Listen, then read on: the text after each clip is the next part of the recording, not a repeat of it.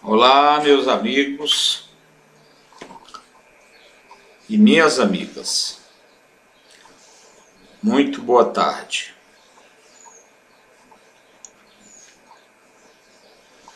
Retomo mais uma vez essa tribuna política para falar de assunto político de interesse nacional. Desta feita, vou falar da relação da esquerda com o poder,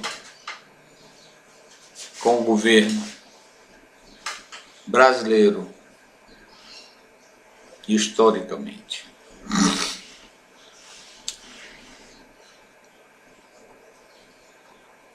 Mesmo em épocas mais remotas da nossa República, tivemos insistentemente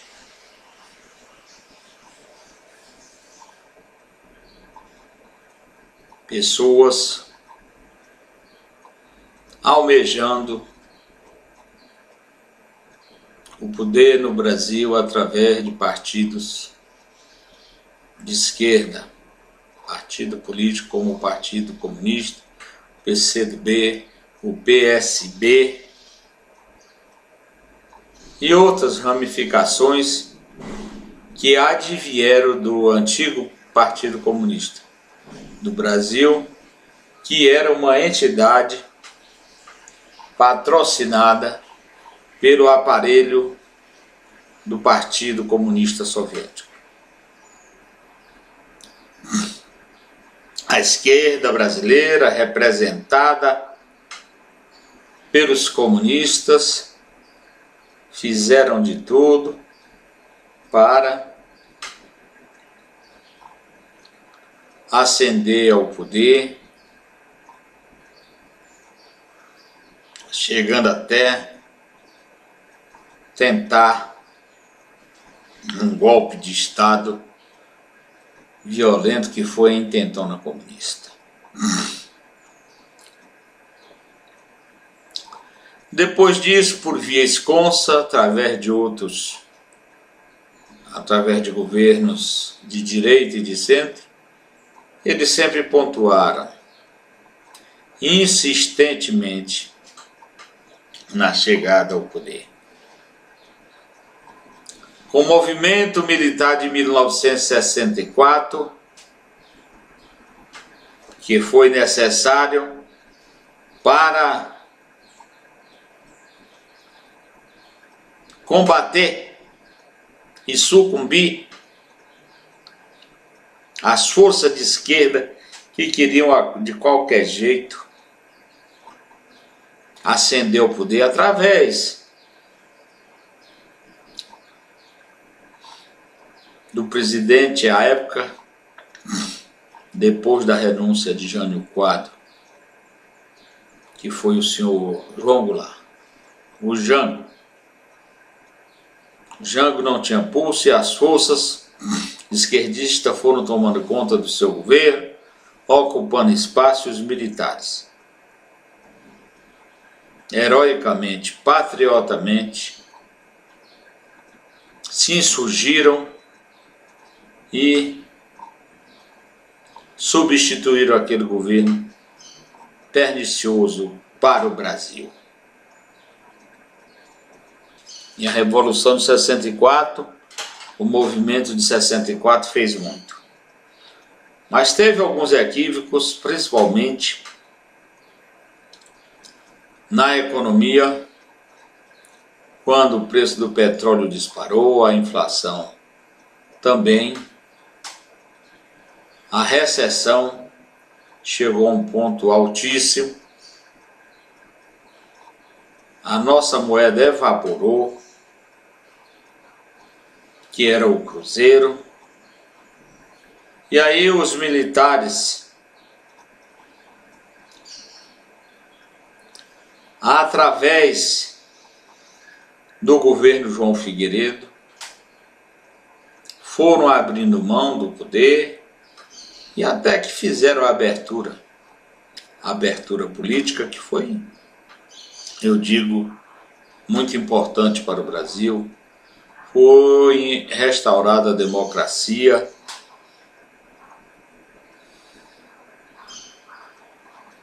Mas no caminho houve um acidente muito grande com a morte de Tancredo e o fraquíssimo José Sarney, vice-presidente, na chapa de Tancredo, um homem que não tem vocação, não tem vocação para governar. Eu chamo de uma pessoa muito fraca, não tinha e não tem preparo para governar, nem vocação, nem preparo. E afundou o Brasil na inflação que chegou a mais de 80%, muito mais de 80% ao mês. Minha gente, quem viveu aquela época, como eu vivi, sabe. Dizer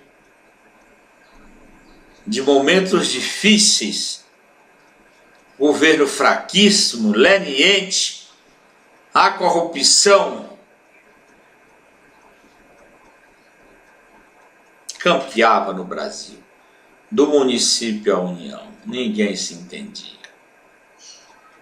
Com isso, veio o desgaste violento, também desse governo Sarney, e se elegeu o populista Fernando Collor de Mello. Partido pequeno, o PRN, que não fez bancada nenhuma, praticamente. E aí começou os escândalos.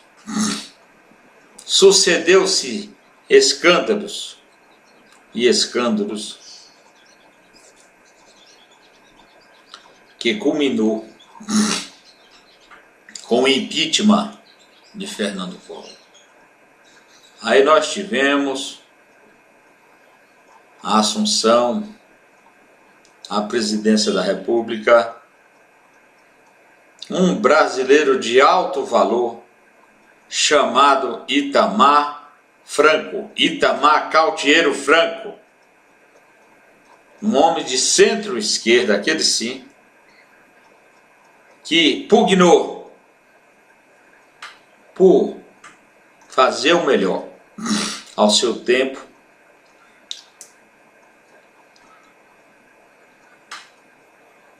que foi muito pouco tempo, foram 2 anos de mandato, mas ele ressuscitou a nossa moeda, criando o real, o plano real, que desagou no real e nos trouxe esperança e segurança monetária. Esperança e segurança monetária. Foi seu Itamar Franco. Fernando Henrique Cardoso se apropriou como se ele próprio já fosse o presidente da República. Veio depois em 8 anos, mas não administrou o país como se esperava. Começou uma decadência, a inflação, a desorganização, a reeleição que ele impôs ao Brasil, como qualquer caudilho sul-americano, fez aos troncos e os barrancos essa reeleição que é muito, mas muito ruim para o nosso sistema político, para a nossa jovem democracia. Minha gente, Itamar Franco fez muito. Fez muito e muito bem feito. Mas nós tivemos aí, com todo esse desgaste político do Brasil, de governos insuficientes, incompetentes, nós tivemos o crescimento inevitável de um partido efetivamente de esquerda, que é o PT. O Lula colheu os esforços que Itamar Franco fez no governo anterior, Fernando Henrique,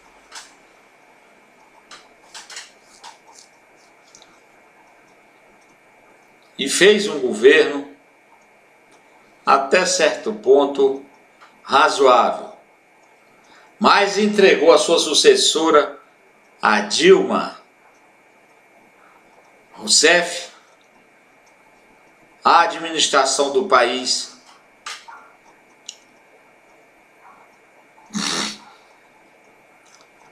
quando aí tivemos uma surpresa muito grande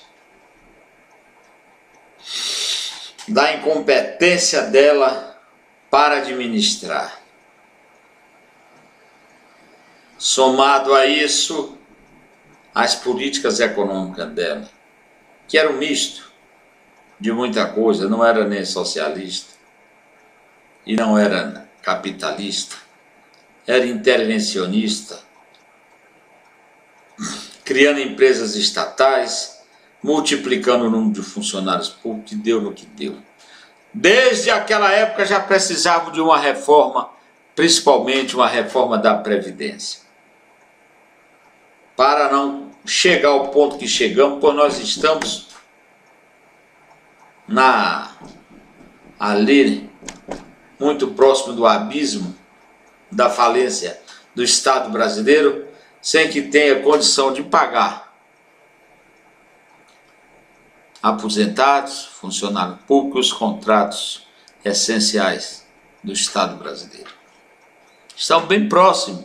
Se essa reforma não for feita, e se a reforma tributária logo depois não for feita, e se a reforma política não for feita, o Brasil não acabará, mas viverá momentos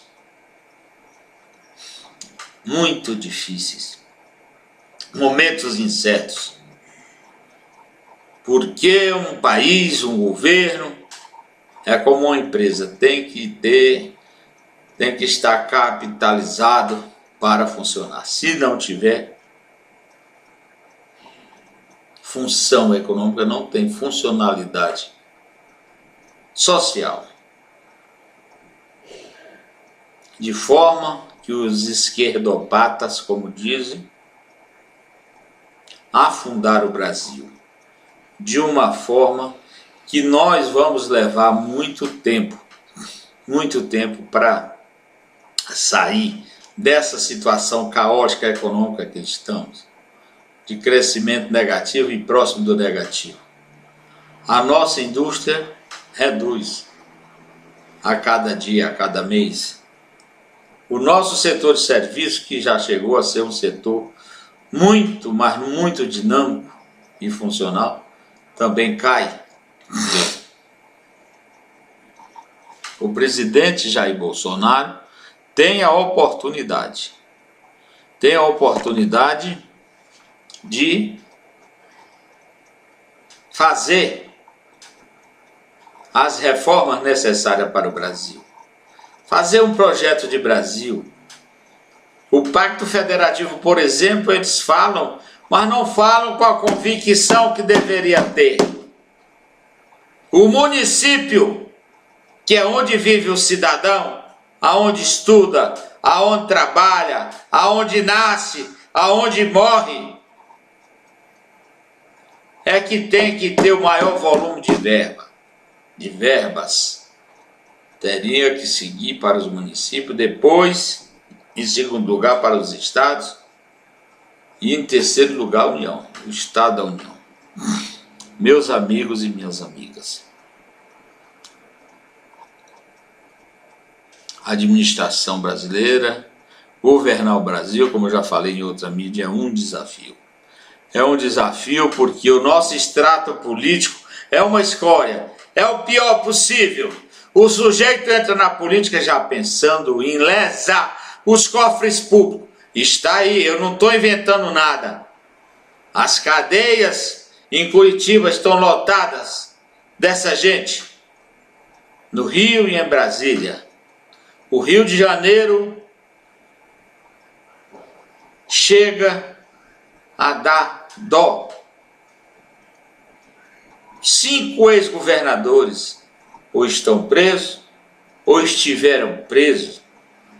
O povo do Rio de Janeiro elegeu e reelegeu vagabundos para destruir o Estado, como destruíram. Hoje o Estado não tem condição nem de pagar os seus aposentados.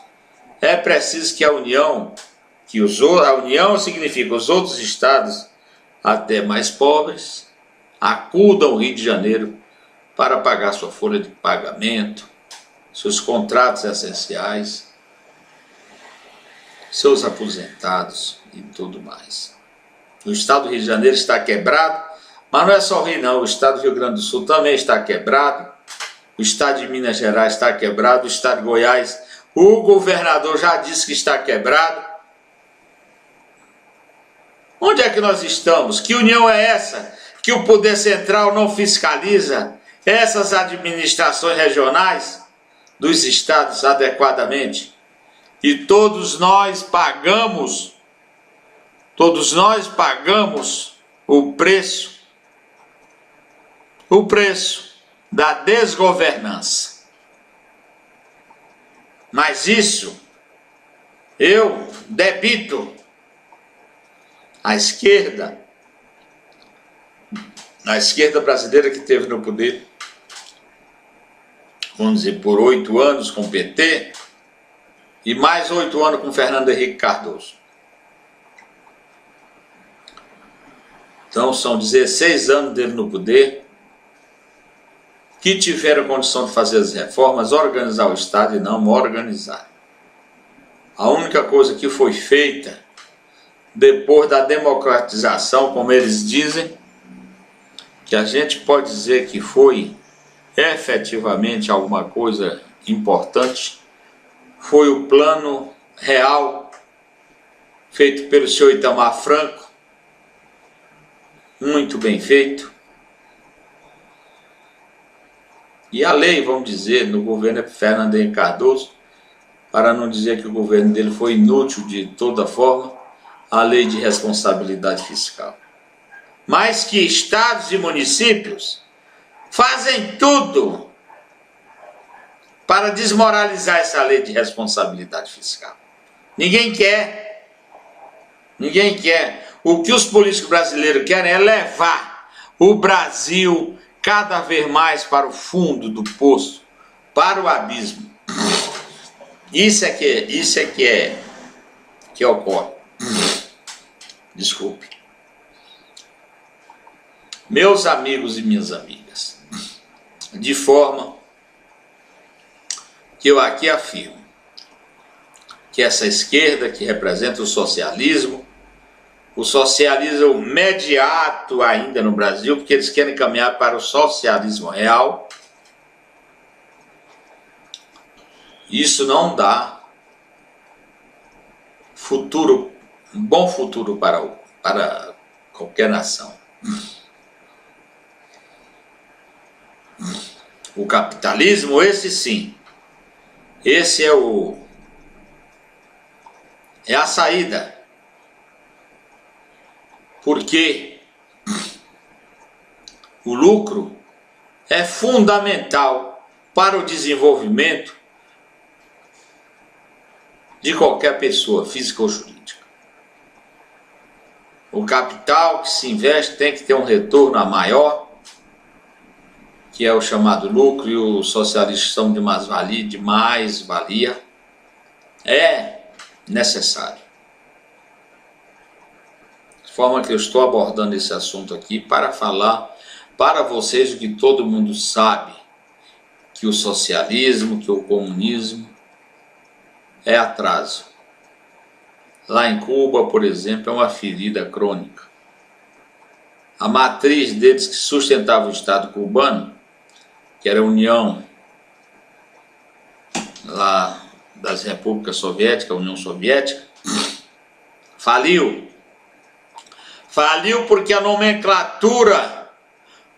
nomenclatura era corrupta e se locupletava do suor, do sangue do esforço do proletariado, eles captavam para si. Viviam vida de pachá, de marajá. Era isso que acontecia. E levaram o Estado à falência da União Soviética. E assim a União Soviética e seus satélites evaporaram. Resiste ainda, vamos dizer assim, Cuba, mas uma fome danada, um miserê danado. Eu estive em Cuba, por 15 dias eu estive em Cuba, e andei por lá, e vi a tristeza do povo. E vi a tristeza do povo, o povo carente. E se disser que o bem-estar em alguma parte significa aquilo que eles vivem em Cuba, pelo amor de Deus, ninguém deseja. E assim, meus amigos, aqui eu deixo o meu alerta, como eu tenho feito aqui nessa tribuna política, de coisas muito importantes mesmo, e eu reafirmo que o socialismo, que o comunismo é atraso. E nós brasileiros temos que apoiar esse governo que está aí, o governo do presidente Jair Bolsonaro, que é um governo sério, que vem tentando acertar, conversando, dialogando, tentando fazer o melhor para o Brasil e para o povo brasileiro. Muito obrigado.